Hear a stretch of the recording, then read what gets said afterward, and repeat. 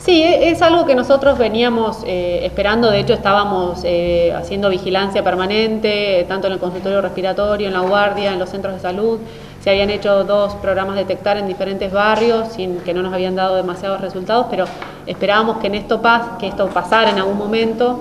Sí, son muchos casos, estamos casi superando el nivel que habíamos tenido en septiembre. Son familias completas que tienen, digamos, hay muchos casos que tienen nexo, no son casos, la otra vez fue diferente el comportamiento que tuvimos en el otro pico que tuvimos en septiembre. Así que bueno, estamos también como atentos a que haya que cambiar también la dinámica de trabajo en el hospital y que haya que tomar otras decisiones en cuanto a cómo se vayan comportando esta suba de casos. ¿Qué pudo haber dado origen a tantos casos?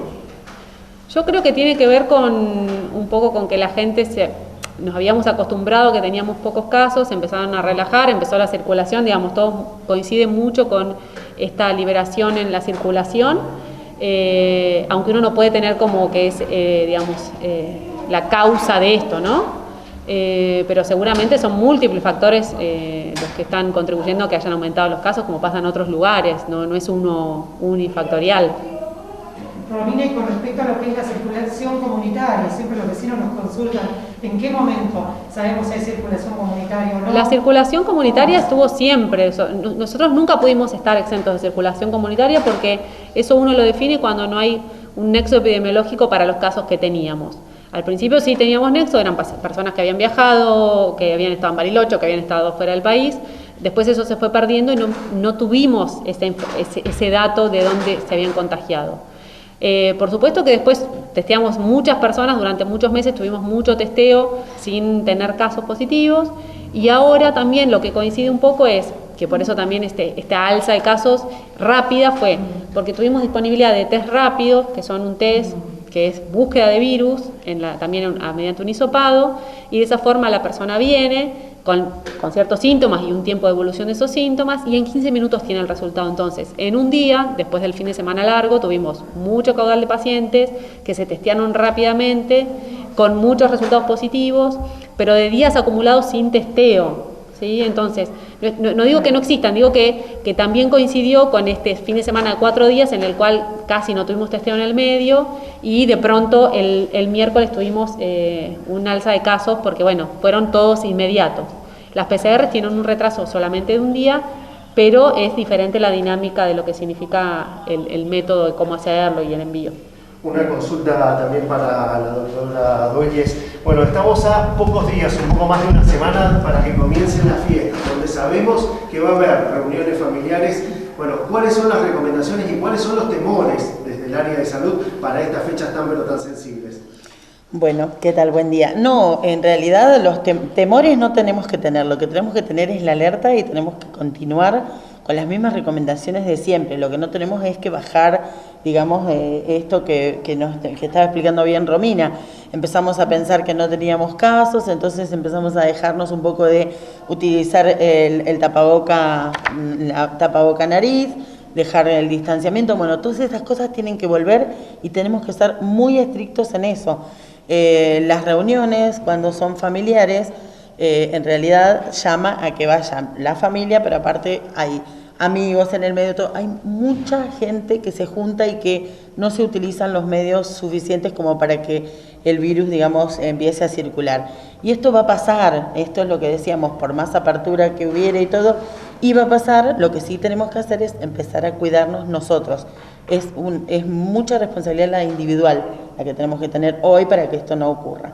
Y otra cosa que estamos haciendo, que escuchaba a Romy cuando hablaba, lo importante es que la gente consulte ante los primeros síntomas, porque nosotros a partir de la consulta podemos ya empezar a hacer el bloqueo.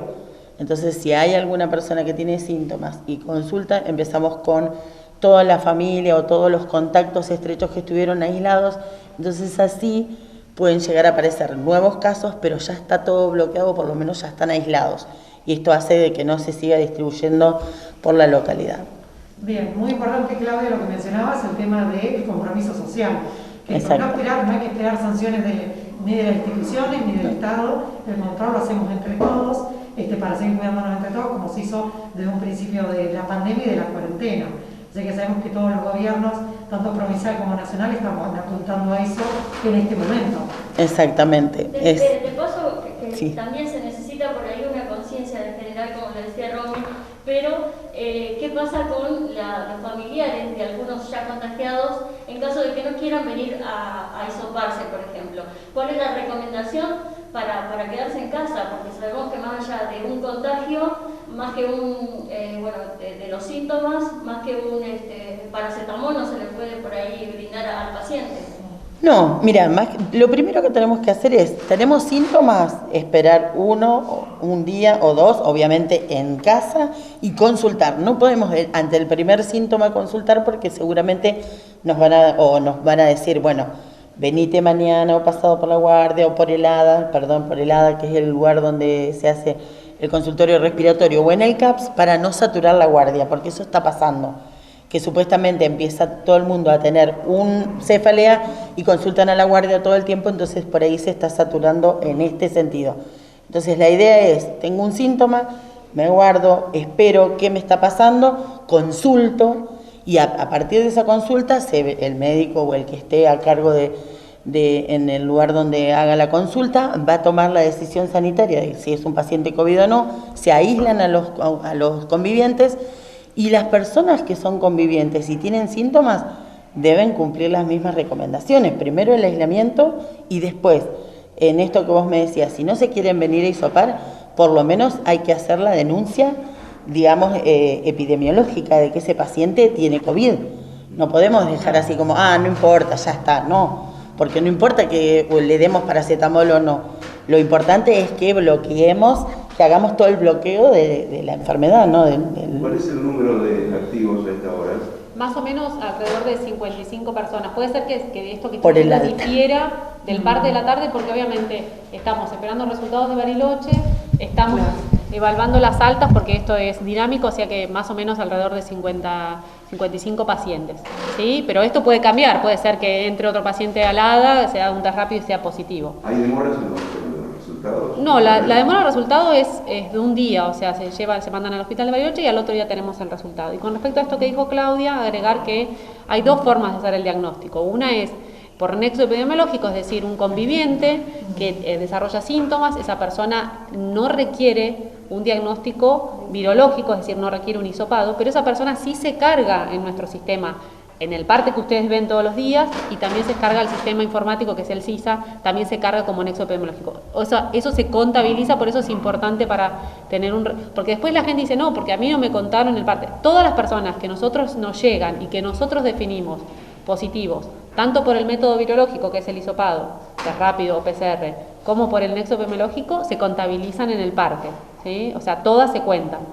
Y la otra cosa es que hay que recordar que, si bien la mayoría, más alrededor del 80-90% de los casos son leves, por suerte, no hay que olvidarse que los factores de riesgo de las personas no desaparecieron, que podemos tener en cualquier momento personas con casos graves, que afortunadamente hemos tenido pocas, pero que eso no nos pone exentos de tenerlas. Entonces, las personas que están dentro de los grupos de riesgo, los mayores de 60 años o las pacientes con enfermedades crónicas como EPOC, diabetes, obesidad, enfermedades pulmonares crónicas y una serie de otras enfermedades que están incluidas, deben extremar también los recaudos, porque hay familias que pueden tener casos leves y hay familias que pueden tener casos graves, ¿sí? Ahora actualmente en el hospital tenemos solamente una persona internada por COVID, y hay muchas personas, el resto están en su domicilio, como casos leves, por supuesto, pero que en algún momento esas personas pueden requerir una internación, ¿sí? Doctora, cada vez que se publica un parte a través de redes sociales se ven muchísimos vecinos diciendo esto es por el turismo, esto es por el turismo. Estadísticamente, desde la parte epidemiológica, ¿cuántos casos, podemos decir, están relacionados con actividad turística y cuánto a lo que en realidad mencionaban, esto de la actividad social, las reuniones familiares, los encuentros con amigos? Nosotros, todos nuestros casos son de gente del Bolsón. Son Claro. gente de Bolsón que ha tenido contacto con otras personas. Obviamente que uno no puede, pero digamos, los turistas como turistas que hayan consultado al hospital, no tenemos ninguno al día de la fecha. Esto no quita que el turismo pueda estar favoreciendo de que la gente también del Bolsón vaya a otros lados y esté en contacto con otras personas, pero nosotros no tenemos turistas ahora positivos para COVID, son todas personas del Bolsón. Carolina, sí. Bueno, buenos días. Algunos mensajes para dejar bien claro a la comunidad. Los síntomas característicos de coronavirus siguen siendo fiebre, tos, dolor de garganta, dolor muscular, sensación de estar engripado, y hay un síntoma que es muy característico, que es la falta de gusto y olfato, que a veces se presenta en forma aislada y no es grave. Esas personas nosotros pedimos que consulten en forma rápida, que no esperen una semana, porque una de las cosas que pasó, que hemos encontrado, es que hay gente que persiste con los síntomas durante 7 días, 7 y 8 días.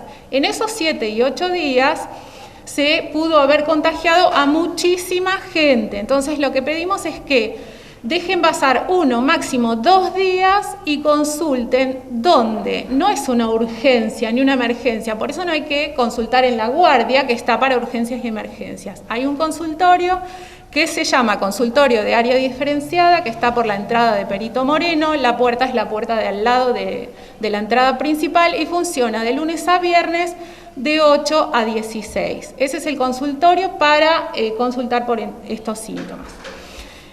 Por un lado eso.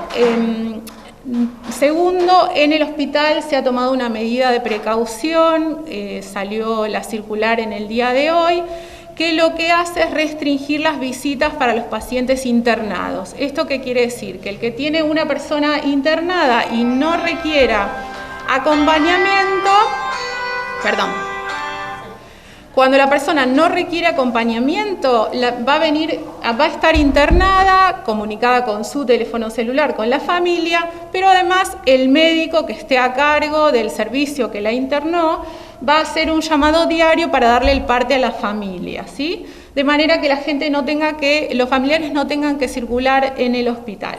La persona que requiera una asistencia permanente, como los niños o personas con algún tipo de imposibilidad, sí van a poder estar con un acompañante familiar, de preferencia siempre la misma persona y con el uso de barbijo bien colocado, que eso es algo que nosotros queremos recordar a la población. El barbijo tiene que cubrir la nariz y la boca. Se recuerda que el hisopado se hace en fosas nasales, por lo cual, si nosotros no cubrimos las fosas nasales, estamos descubriendo un área que también contamina de nuestro cuerpo, ¿no?